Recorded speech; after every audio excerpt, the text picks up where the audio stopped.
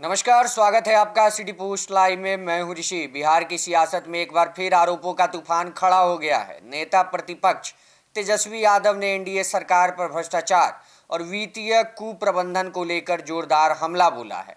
उन्होंने दावा किया है कि बिहार का खजाना खाली हो चुका है और राज्य भारी कर्ज के बोझ तले दब गया है।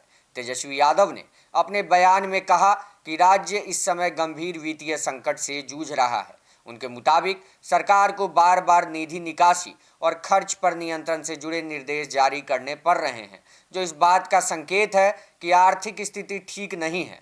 उन्होंने तंज कसते हुए कहा कि भ्रष्टाचार इतना बढ़ गया है कि भ्रष्टाचारी ही सम्राट बन बैठा है। सबसे बड़ा आरोप लगाते हुए तेजस्वी यादव ने कहा कि चुनाव के आखिरी 30 दिनों में करीब 41,000 करोड़ रुपए का बंदर बांट किया गया। उन्होंने पूर्व मुख्यमंत्री नीतीश कुमार पर निशाना साधते हुए कहा कि अपनी कुर्सी बचाने के लिए यह पैसा भुंजा गैंग और कुछ सेवानिवृत्त अधिकारियों के साथ मिलकर खर्च किया गया है। तो तेजस्वी ने यह भी आरोप लगाया कि सरकार के पास अब बुनियादी योजनाओं के लिए भी एक पैसे नहीं बचे हैं। उन्होंने कहा कि बुजुर्गों की सामाजिक सुरक्षा, पेंशन रुकी हुई है, छात्रों को स्टूडेंट क्रेडिट कार्ड और छात्रवृत्ति का भुगतान भी नहीं हो रहा है और कर्मचारियों के वेतन पेंशन तक में देरी हो रही है।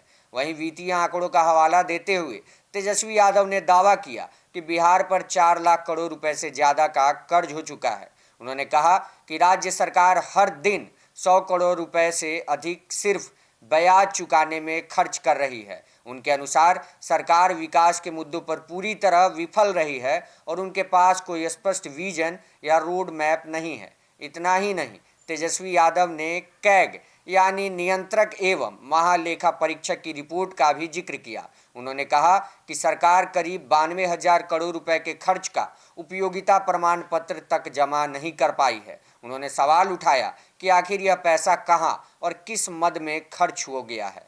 हालांकि इन सभी आरोपों पर सरकार की ओर से अभी तक कोई विस्तृत प्रतिक्रिया सामने नहीं आई है, लेकिन यह तय है कि तेजस्वी यादव के इस बयानों ने बिहार की राजनीति को अब गरमा दिया है और आने वाले दिनों में इस मुद्दे पर सियासी घमासान भी देखे जा सकते हैं। अब बड़ा सवाल यही है, क्या बिहार सच में वित्तीय संकट के दौर से गुजर रहा है? क्या इन आरोपों में सच्चाई है या सिर्फ सियासी हमला है? और क्या सरकार इन सवालों का जवाब दे पाएंगी?